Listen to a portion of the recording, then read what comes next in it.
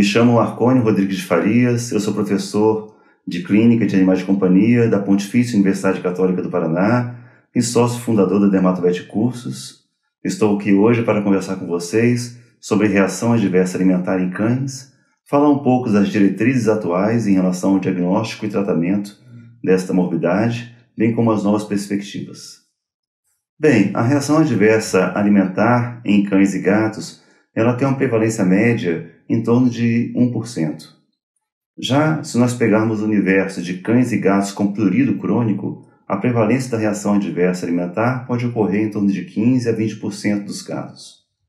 Já em cães com dermatite atópica, a frequência de ocorrência da reação adversa alimentar ela é prevista ocorrer de 19% até 33%, em média 30% dos casos. Então, em um estudo desenvolvido na Universidade Católica do Paraná, nós observamos que a reação adversa a alimentos em cães com dermatite atópica ela ocorreu em torno de 54% das vezes. Geralmente esses cães fazem tanto uma reação imediata, mediada por IgE, como reações tardias a elementos alimentares, que podem ser mediadas por células. Dessa forma, a dermatite atópica é a grande doença, a grande morbidade que predispõe os cães a fazerem reação adversa a alimentos.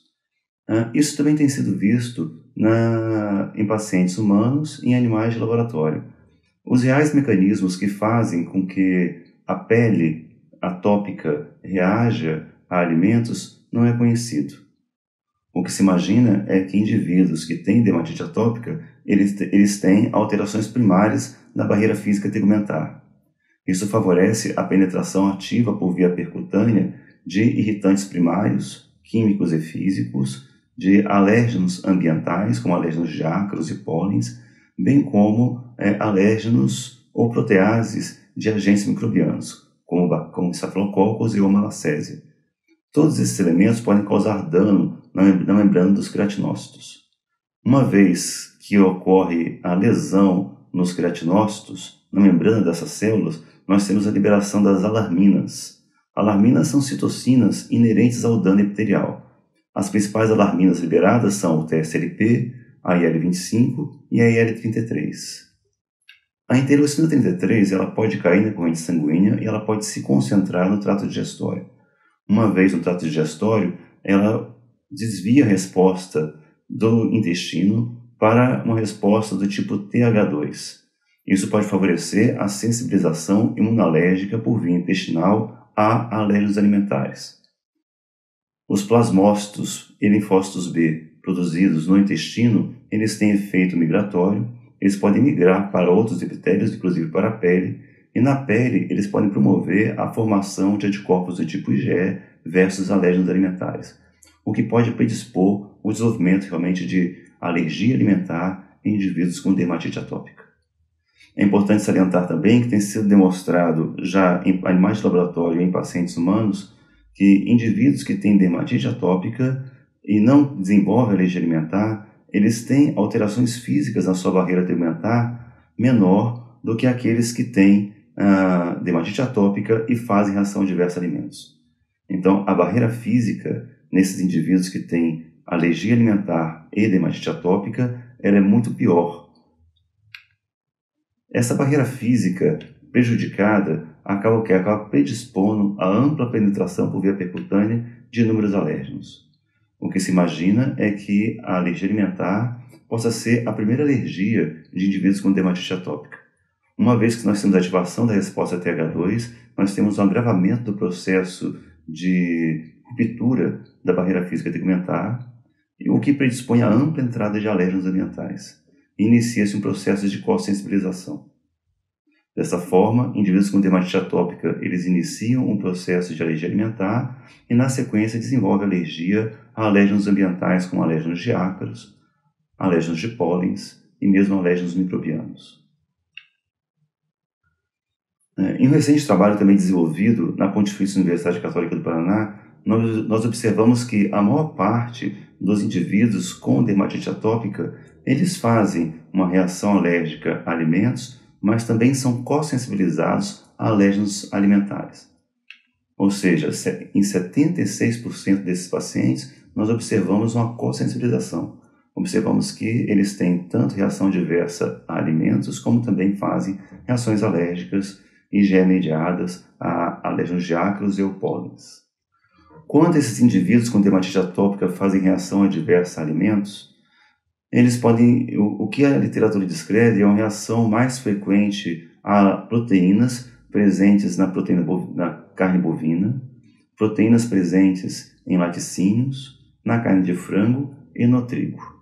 Nos trabalhos desenvolvidos aqui na Pontifícia, nós observamos que alguns indivíduos, alguns cães com dermatite atópica, eles fazem reação a alimento, geralmente IgE dependente, do tipo a partir da ativação da resposta TH2. Esses indivíduos, quando eles fazem uma reação a alimentos IgE dependente, geralmente eles têm reagido muito a trigo, reagido a ovo e reagido a suíno. Já alguns cães com dermatite atópica, eles fazem uma reação adversa ao alimento, mas uma reação do tipo celular mediada. E quando eles fazem essa reação mediada por células, geralmente eles apresentam uma pele mais liquenificada, com tendência à descamação. E os alimentos que têm sido mais envolvidos, realmente, nessa reação tardia ou celular mediada, é o frango, a soja, a proteína bovina e do peixe. Quando nós avaliamos aqui, em alguns estudos promovidos aqui na instituição, quando nós avaliamos esses indivíduos com dermatite atópica que reagem, que fazem reação adversa ao alimento, nós observamos que, na sua maioria, esses animais eles têm raças específicas.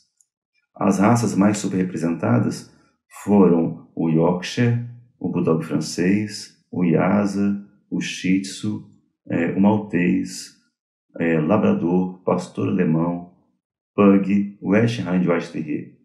Então essas foram algumas raças mais superrepresentadas. Geralmente a maioria desses animais que tinham dermatite atópica e reagiam a alimentos, a maioria desses animais eles eram intradomiciliados e eles tinham uma ampla exposição dietética, tanto à alimentação comercial, na forma de ração e na forma de agrados, como a alimentação inerente à espécie humana. A maioria desses animais eram animais adultos jovens e iniciaram seus sintomas já antes de 1 ano de idade. A idade média de atendimento desses pacientes com histórico de prurido crônico ocorreu entre 1 a 3 anos. Em cães com dermatite atópica que desenvolvem reação adversa a alimentos, a principal queixa do proprietário é o prurido. Geralmente esse prurido tem caráter crônico, ele é intenso a grave, ele costuma ser primário e ele é perene, ou seja, ele ocorre independente da estação do ano. Do ponto de vista topográfico, nós temos observado que a maior parte desses cães apresentam prurido em região interdigital, eles apresentam prurido também em pavilhões auriculares e condutos auditivos, então é muito comum a presença nesses cães de otite externa crônica intermitente. Esses animais podem também apresentar prurido nas regiões perianal, regiões perioral, bem como região periocular, na região abdominal e na axila. Então o que a gente tem mais visto é isso, eritema e prurido intenso nas regiões interdigitais, dorsal e ventral. Então, esses animais apresentam na medula dessa porção distal dos membros de maneira persistente. É muito comum também a inflamação dos pavilhões auriculares e dos condutos auditivos, o que faz com que esses animais tenham otite de caráter crônico intermitente ou, em alguns casos, até otite de caráter crônico persistente.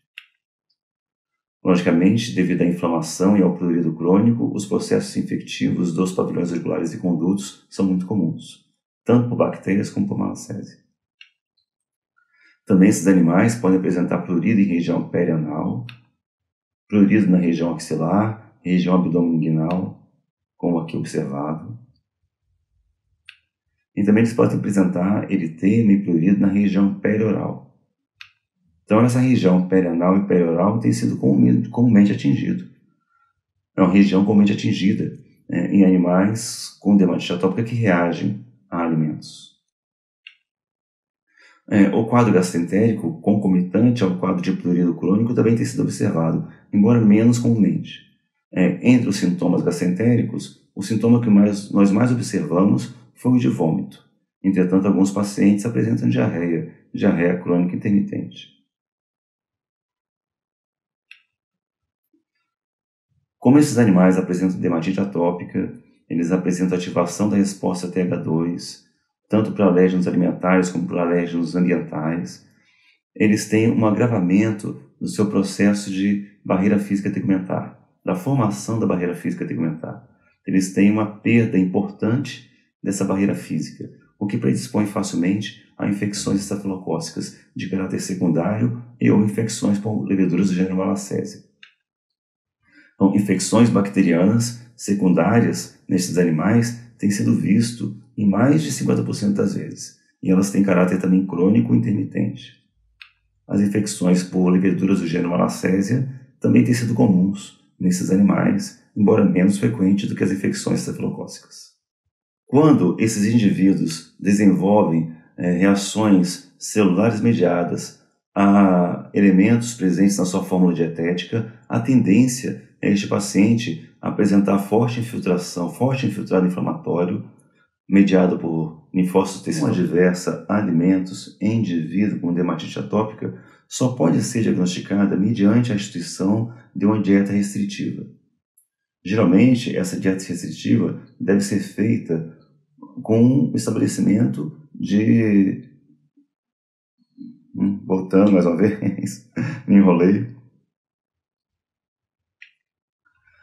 Em relação ao diagnóstico, a reação adversa a alimentos em cães com dermatite atópica só pode ser realizada mediante a instituição de dietas restritivas com proteínas originais, ou seja, esse cão ele deve ser submetido a uma dieta com uma proteína que ele nunca se expôs, uma proteína inédita. Essa dieta deve ser natural e ou comercial. O mais importante é que ela tenha uma proteína original. Essa dieta deve ser feita por um período de 5 até 8 semanas. E se houver minimização dos sinais clínicos de prurido e sintomas lesionais, esse paciente deve ser submetido a um desafio, que deve durar até 15 dias. Ou seja, após o estabelecimento de uma dieta restritiva com proteína original por um período que varia de 5 até 8 semanas, se houver minimização do sintoma lesional, esse paciente deve ser submetido a um desafio com uma alimentação pregressa por até 15 dias e se observado se ocorre recorrência dos sinais clínicos. Geralmente, com o animal que tem reação adversa alimentar, a recorrência dos sinais clínicos ocorre após a exposição à proteína agressora, já ocorre geralmente após alguns dias. Entretanto, o sintoma mais percebido inicialmente é o prurido interdigital, podendo também ser seguido de prurido em pavilhões auriculares e condutos auditivos. Testes alérgicos em vivo, como o teste de puntura, ou mesmo a associação do teste de contato com o teste de puntura, podem ser utilizados para se evidenciar reação adversa a alimentos em indivíduos com dermatite atópica. Logicamente, esses testes não têm intuito diagnóstico, mas eles são muito importantes no processo de triagem de qual alimento pode ser utilizado no processo de dieta restritiva nestes animais. Para a realização do teste de puntura, nós utilizamos puntores do tipo duotipe. É manipulado extratos alergênicos de alimentos, geralmente glicerinados e fenolados. Esses extratos purificados de alimentos eles são colocados sobre a pele. É feita a puntura usando o puntor duotipe. Na sequência, é observado reações papulares ou papuloeritematosas ou papuloedematosas ao extrato alergênico testado. Essas reações são mensuradas e elas são consideradas positivas desde que ela seja igual ou superior a 3 milímetros acima da pápula observada no controle negativo. As reações de puntura elas são muito interessantes para se observar respostas do tipo TH2 e IgE dependente versus alérgenos alimentares. Para se verificar a reação adversa a alimentos mediada por células, nós fazemos o teste de contato, também chamado de PET teste. Para se fazer o teste de contato, nós utilizamos essas câmaras, que nós chamamos de Allergo Chambers. Essas câmaras elas são preenchidas por extratos alergênicos alimentares purificados e vaselinados. Após o preenchimento, essas câmaras elas são como elas são adesivas, elas são grudadas na pele do paciente, geralmente na pele da região lateral torácica. Na sequência, esse animal ele é enfaixado e colocado com roupinha cirúrgica. Então, esse paciente ele fica com uma faixa e com roupinha cirúrgica durante 48 horas. Após 48 horas, é retirado a faixa, a roupa cirúrgica e observado as reações. Também se tira os contensores e observado as reações adversas a alimentos. Então, como observado aqui no slide, observe que reações manchas eritematosas, placas eritematosas, lesões micropapulares ou microvesiculares podem ser consideradas positivas. Então, baseado nos resultados do PRIC associado ao PET teste, nós podemos o quê? Nós podemos direcionar qual dieta de exclusão será utilizada nesse paciente. Ou seja, esses exames em geral, eles têm um bom valor preditivo negativo. Ou seja, aquilo que o animal não reagiu, dificilmente ele é alérgico, né? E aquilo que o animal reagiu, ele pode ser alérgico. Então, esses exames, eles, como eu já comentei com vocês, eles não são diagnósticos, né? Já que o valor preditivo positivo é baixo. Mas eles ajudam muito em triagens dietéticas, em qual alimento pode ser utilizado nesses cães na fase de dieta restritiva, já que eles têm bom valor preditivo negativo.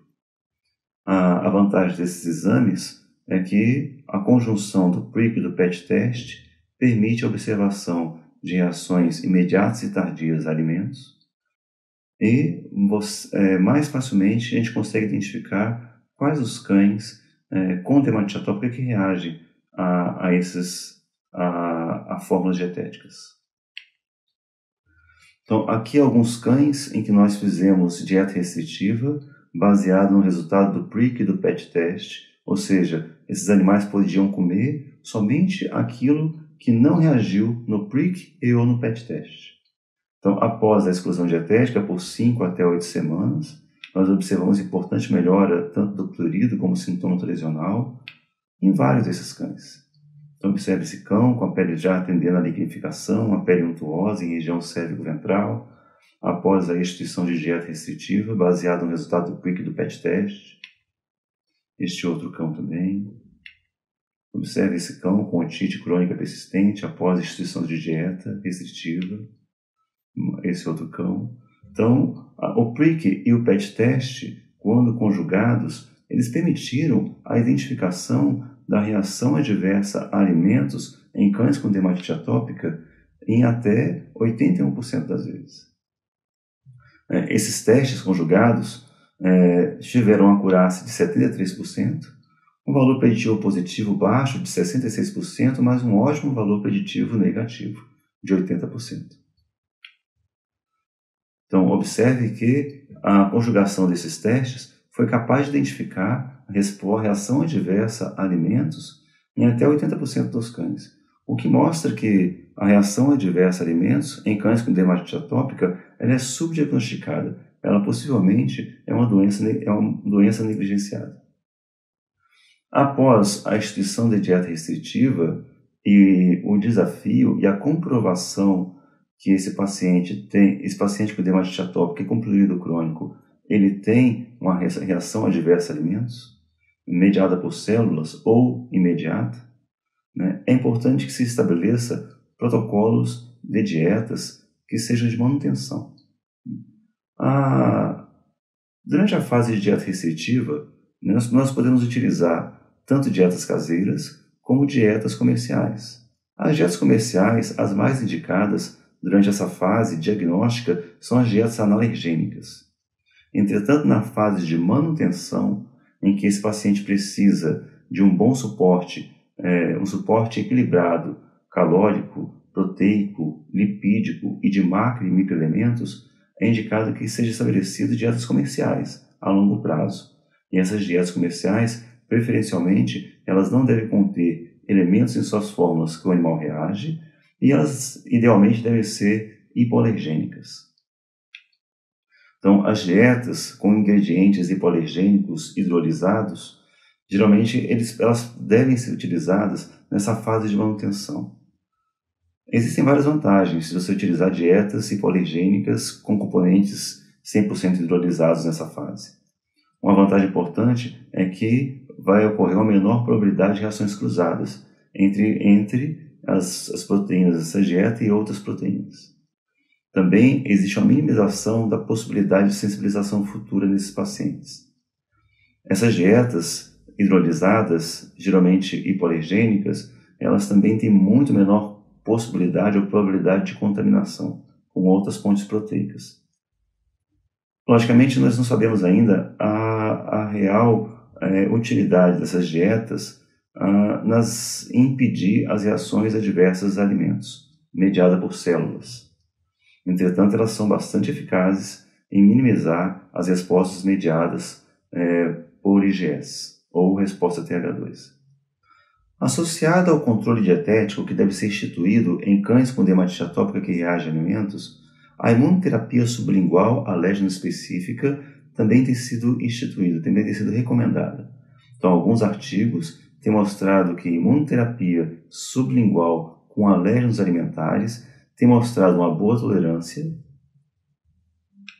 bem como tem mostrado uma boa eficácia, tanto em minimizar a resposta inflamatória, como em minimizar prurido, bem como a imunoterapia sublingual com alérgenos alimentares tem modificado o perfil de resposta aos alérgenos alimentares, ou seja, tem minimizado a resposta TH2, dependente de IL-4, tem minimizado a resposta celular mediada e tem aumentado a resposta mediada por células T reguladoras.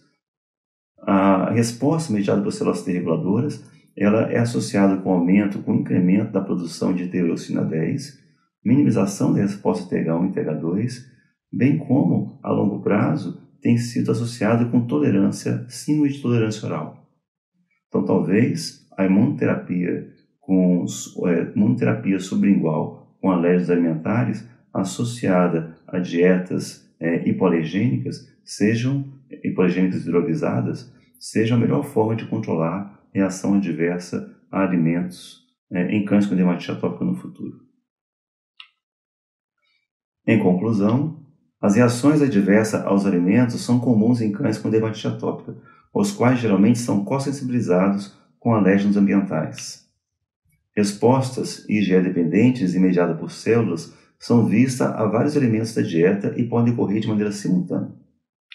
O diagnóstico da reação adversa aos alimentos deve ser feito com dietas restritivas com proteínas originais, seguido de desafio com a dieta pregressa. Os testes de contato, associados ao teste de puntura com extratos alimentares, não devem ser utilizados como diagnóstico da reação adversa alimentar em cães com dermatite atópica, mas eles auxiliam muito na triagem de protocolos de dietas restritivas, bem como eles podem auxiliar muito em qual proteína deve ser feita no momento do desafio. Dietas a longo prazo precisam ser balanceadas e suprir necessidades calóricas de proteínas, de lipídios, de macro e microelementos dos cães, sendo melhor instituídas as dietas comerciais para esse fim. Dietas comerciais analergênicas elas são melhores no processo de triagem diagnóstica da reação adversa a alimentos, enquanto as dietas hipoalergênicas hidrolisadas elas são ótimas na instituição de dietas de manutenção nesses animais. Dietas a longo prazo comerciais não devem conter em suas fórmulas os alérgenos com o imóvel sensibilizado. Sensibilização futura pode ocorrer aos novos componentes da dieta e devem ser monitorados. Imunoterapia sublingual com alérgenos alimentares pode ser uma alternativa futura para o controle da alergia alimentar ou da reação adversa a alimentos em animais com dermatite atópica. Obrigado a todos, eu gostaria muito de agradecer a toda a equipe da IVET Smart pela organização e ao convite da Royal Canin para estar aqui com vocês. Deixo exposto aqui meu e-mail e estou aberto para qualquer pergunta via e-mail. Agradeço a todos vocês. Obrigado pela atenção. Boa noite. Gostaria de agradecer a participação aqui na apresentação com vocês hoje. E como a gente viu na palestra anterior, a gente comentou que algumas alterações dermatológicas elas são bastante frequentes na clínica do médico veterinário. Então, nesses dados que eu mostro para vocês, 1 a cada 5 gatos ou cães eles chegam no consultório com o tutor devido a sensibilidades dermatológicas. Mas o que eu gostaria de chamar a atenção e conversar com vocês hoje é sobre as reações adversas aos alimentos, as hipersensibilidades alimentares. Eu sei que é um nicho bastante específico, mas mesmo assim ela vem crescendo nos consultórios e na rotina do médico veterinário. E esses dados aí para vocês, o que eles mostram? Se a gente pegar todas as doenças dermatológicas com prurido excessivo, a gente vê que 18% dos casos em cães e 16% dos casos em gatos são de reações adversas aos alimentos. Agora, se a gente pegar todas as alergias cutâneas, esse número ele vai para 20% nos casos em cães e 10% nos casos em gatos em reações adversas aos alimentos. Então, a gente vê que a prevalência acaba aumentando quando a gente comprime dentro do universo de doenças dermatológicas. E o que eu gostaria de focar nesse contexto é a hipersensibilidade alimentar do tipo 1, que é uma hipersensibilidade, uma reação imediata que tem como consequência a produção de imunoglobulinas pelo sistema imunológico. Em outras palavras, o sistema imune do animal, quando ele consome um alimento, ingrediente ou uma parte molecular daquele ingrediente, ele reconhece como se fosse um alérgeno, um agressor naquele organismo. Então, ele provoca uma reação indesejada, uma reação adversa àquele alimento. E os estudos eles mostram que quando o animal ele tem uma reação adversa ao alimento, na maioria das vezes é devido à fonte proteica desse alimento.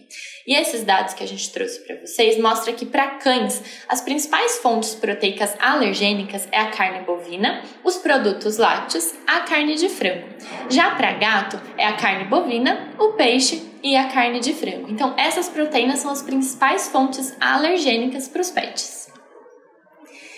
E quando a gente fala de fonte alergênica da proteína, na maioria das vezes a gente está se referindo ao tamanho molecular dessa proteína. O que quer dizer? As proteínas maiores, do tamanho intacto, que geralmente são encontradas em alimentos de manutenção, são aquelas proteínas com alto tamanho molecular, alto peso molecular, que a gente fala que são maiores de 40 kilodaltons. Por isso, elas possuem maior risco de provocar uma alergia alimentar. Agora, quando a gente fala de proteínas de tamanho reduzido no seu tamanho molecular, no seu peso molecular, a gente está se referindo a proteínas de tamanho menor que 15 kilodaltons. Por isso, ela tem uma menor antigenicidade e também uma diminuição, um baixo risco de reações alérgicas. E tudo isso exemplifica pra gente que um animal com reação adversa ao alimento, um animal com hipersensibilidade alimentar, ele necessita de um alimento específico, então ele não pode consumir um alimento comum de manutenção. Então ele tem uma demanda específica, ele tem uma necessidade e para isso ele precisa comer também um alimento formulado para atender aquelas necessidades. E não só isso, é um animal que ele precisa, uma vez diagnosticado com hipersensibilidade alimentar, ele precisa consumir aquele alimento por toda a vida. Então, é uma responsabilidade produzir um alimento para atender as necessidades de um cão ou de um gato com hipersensibilidade alimentar. Então, é por isso que a Royal Canin trabalha com a tecnologia da proteína hidrolisada. Em outras palavras, o que é? É a gente quebrar essa proteína, o tamanho dessa proteína, em epítopos, ou seja, pedaços menores, para que o sistema imune daquele animal ele não reconheça como um possível alérgeno. Então, a gente diminui a carga antigênica, o potencial alergênico daquela fonte de proteína. Só que não só a proteína é importante, né? Então, não só a proteína hidrolisada, a gente precisa ter atenção também em alguns outros aspectos, como, por exemplo, a seleção desse fornecedor. Então, é importante a gente ter a matéria-prima, a proteína hidrolisada, mas é importante a gente ter a análise e uma seleção muito rigorosa do fornecedor dessa matéria-prima. Então, a gente precisa entender toda a cadeia de produção. Então, dar um passo atrás e analisar de onde veio essa matéria-prima. Então, analisar se essa cadeia ela é sustentável, ela tem uma responsabilidade social e ela também é segura do ponto de vista de qualidade. E a gente precisa também realizar análises nutricionais, ou seja, se aquele alimento, aquele ingrediente, aquela proteína hidrolisada, ela entrega todos os nutrientes que o animal precisa. E também análise a partir da segurança microbiológica, se aquele ingrediente ele não provoca ou ele não vai trazer nenhuma contaminação e nenhum risco para aquele animal. E tudo isso por quê? Lembra que a gente falou, o animal ele consome alimento para o resto da vida. E além disso, o animal que está com hipersensibilidade alimentar, que ele tem uma alergia alimentar, ele também está em tratamento. Então, ele tem uma demanda, uma necessidade específica. E é uma responsabilidade. Então, garantir um produto seguro e com redução de alérgenos para esses pets.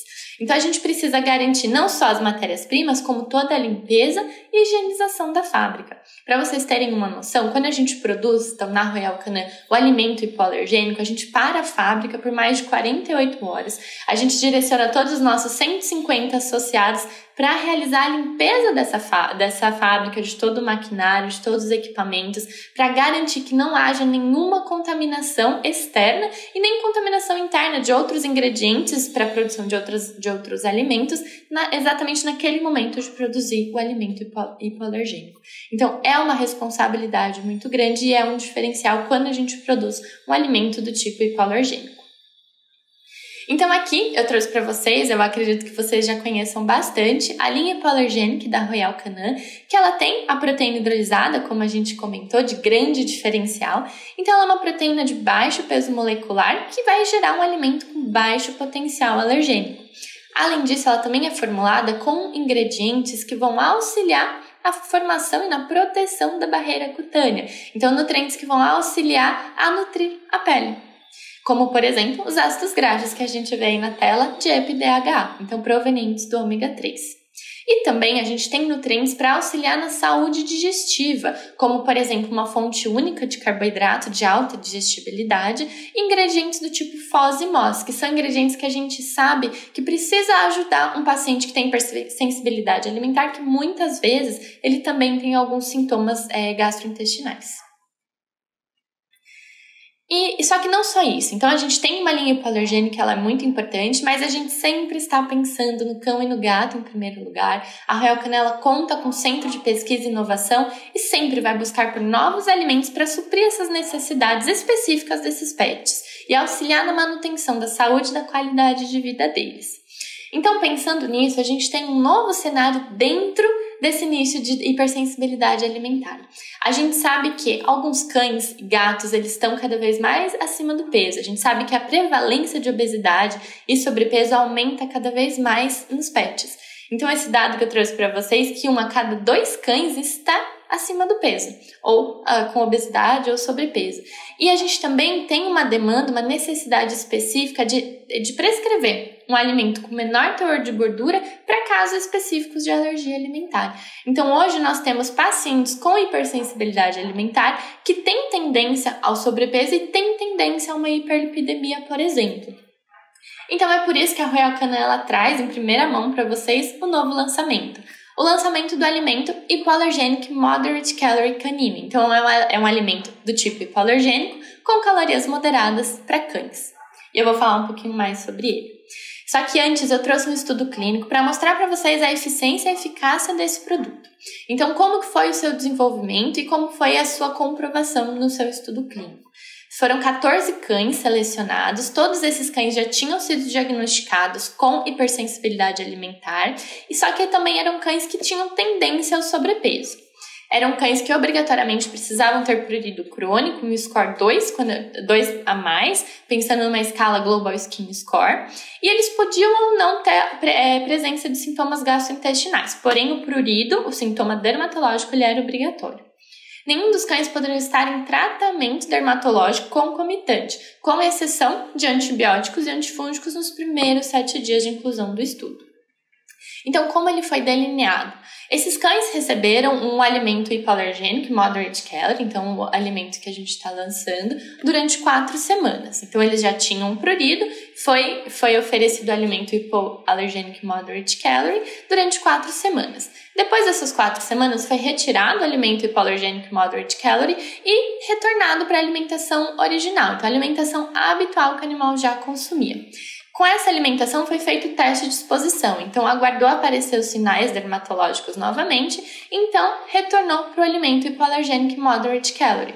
E tudo isso foi acompanhado por um profissional médico veterinário que avaliou não só o score de prurido, como o estado geral desse paciente e também avaliou a percepção dos tutores junto do estado geral e desse estado de prurido que eles tinham em casa junto dos seus pets. E o que a gente tem de resultado aqui para vocês é, então a gente inseriu o alimento hipoalergênico Moderate Calorie e depois, quando foi feita a reexposição, então incluiu o alimento habitual, a gente viu que 41% dos cães eles tiveram sintomas dermatológicos retornados antes de 3 dias. e 86% após 10 dias. E que ao retornar, então ao ser oferecido novamente o alimento hipoalergênico moderate calorie, 100% dos cães apresentaram melhora significativa nesse quadro de prurido. E no final do estudo, 42% dos cães eles já não apresentavam mais nenhum sintoma até esse final do estudo. Então o que a gente viu é que apesar os cães eles não estavam em tratamento dermatológico e que só utilizando o alimento hipoalergênico moderate calorie já teve uma redução em mais de 10 vezes nos sintomas dermatológicos.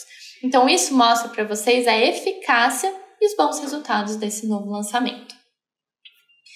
Então, falando um pouquinho mais desse produto, então o alimento hipoalergênico moderate calorie, ele é indicado para cães adultos que tenham alergia alimentar, então hipersensibilidade alimentar e tendência ao sobrepeso.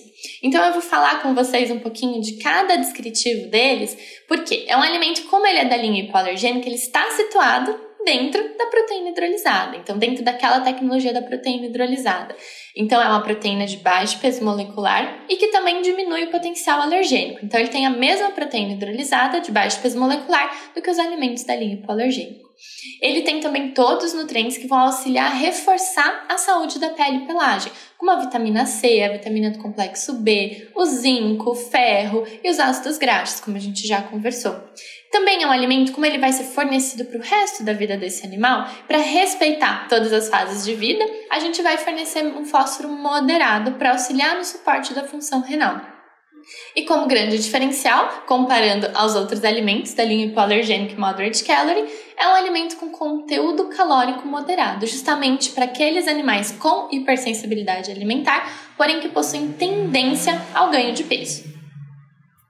Então, ela é uma nova solução nutricional. O que eu trouxe para mostrar para vocês é isso. Ele é um alimento com redução de calorias, redução de gorduras em relação ao produto original. Então, é um alimento que tem por volta de uma energia metabolizável de 3.700 calorias e mais ou menos 10% de gordura. Enquanto vocês veem aí na tela, o outro produto, o alimento hipoalergênico tradicional, ele possui 17% de teor de gordura. Então, a gente verifica uma redução no teor de gordura e uma redução no teor de caloria, sempre referente ao produto original. E quais são as indicações desse produto? Se vocês virem no rótulo, quais informações vocês vão encontrar? Então, o alimento ele é indicado para cães adultos com tendência ao sobrepeso, mas que também possuem reação adversa ao alimento, que tenham alterações dermatológicas e que podem ou não ter alterações também gastrointestinais. Ele é um alimento que também pode ser utilizado para dieta de eliminação para suportar o diagnóstico de sensibilidades alimentares e também para casos específicos de doença inflamatória intestinal, quando a gente precisa de uma proteína hidrolisada de altíssima digestibilidade e aproveitamento. Porém, ele não é um alimento com restrição de gordura, por isso ele é contraindicado em casos de pancreatite aguda e como ele foi formulado para atender às necessidades nutricionais de um cão adulto, ele também não é indicado para casos de gestação, lactação e filhotes em crescimento. E aqui eu gostaria de chamar a atenção para vocês para 2 pontos. A gente comentou que ele é um alimento com redução no teor de gordura, então a gente vai focar no extrato etéreo. Como comentamos, ele tem 10% de gordura, 10% de lipídios na sua composição. Relacionando ao produto anterior, então ao produto hipoalergênico tradicional, ele teve uma redução de gordura. Então vocês viram que o produto tradicional hipoalergênico ele tem 17% de extrato etéreo, enquanto o moderate calorie hoje ele tem 10%. A gente teve uma redução no teor de gordura. Porém, se a gente for falar de um paciente que precisa de uma dieta restrita no teor de gordura, então, por exemplo, casos de pancreatite, casos de hiperlipidemia, então nesses casos a nossa indicação continua sendo o alimento gastrointestinal low fat, porque ele é um alimento restrito em gordura, que vai atender às necessidades de animais que têm distúrbios no metabolismo do lipídio, principalmente. Tá? Então, a moderate calorie ela não é um alimento restrito em gordura, e sim um alimento que tem uma diminuição do teor de gordura comparado ao produto tradicional. E o mesmo ponto eu quero chamar a atenção para o teor calórico. Então, quando a gente conversou, a hipoalergênica moderate calorie, ela tem cerca de 3.700 calorias. Então, comparado ao produto original, ela também sofreu uma redução. Porém, se a gente for falar de um animal que está em obesidade, ele precisa de um controle de peso, ele precisa praticar o emagrecimento, a gente continua seguindo na nossa recomendação dos alimentos da linha Satiety, que são alimentos restritos, que têm uma diminuição significativa do teor de gordura. Então, aí que a gente se pergunta, né? Quando, então, a gente vai prescrever o alimento hipoalergênico moderate calorie? Ele é muito simples. O primeiro de tudo é a gente fechar um diagnóstico de hipersensibilidade alimentar. Então, eu preciso ter aquele animal diagnosticado com uma reação adversa ao alimento, uma alergia alimentar. Depois disso, a gente vai verificar. Aquele cão, ele tem tendência ao sobrepeso? Então, eu estou falando, por exemplo, de um labrador que tem tendência ao sobrepeso e tem alergia alimentar, ele tem uma hipersensibilidade alimentar? Ou é um cão que tem tendência à hiperlipidemia? Então, eu estou com o caso de um Schnauzer que ele tem alergia alimentar e eu sei que a raça Schnauzer tem predisposição à hiperlipidemia. Então, se a resposta de vocês for não, então ele não é um cão, ele tem alergia alimentar, mas ele não tem tendência ao sobrepeso, ele não tem tendência à hiperlipidemia, a gente pode seguir na nossa prescrição normal, tradicional, da linha hipoalergênica. Então, a gente tem a versão Small Dog e a versão tradicional. Agora, se a nossa resposta for sim, então ele tem hipersensibilidade alimentar, mas ele também tem tendência ao sobrepeso e tendência à hiperlipidemia, a gente segue então para a prescrição do alimento hipoalergênico moderate calorie. E tudo isso é para fechar um portfólio completo, para atender às necessidades de cães e gatos com hipersensibilidade alimentar. A Royal Canin ela traz a linha hipoalergênica, então de alimentos secos e úmidos para cães e para gatos. Sempre tendo como base a ciência no suporte nutricional. É isso, espero que tenham gostado e até uma próxima. Muito obrigada!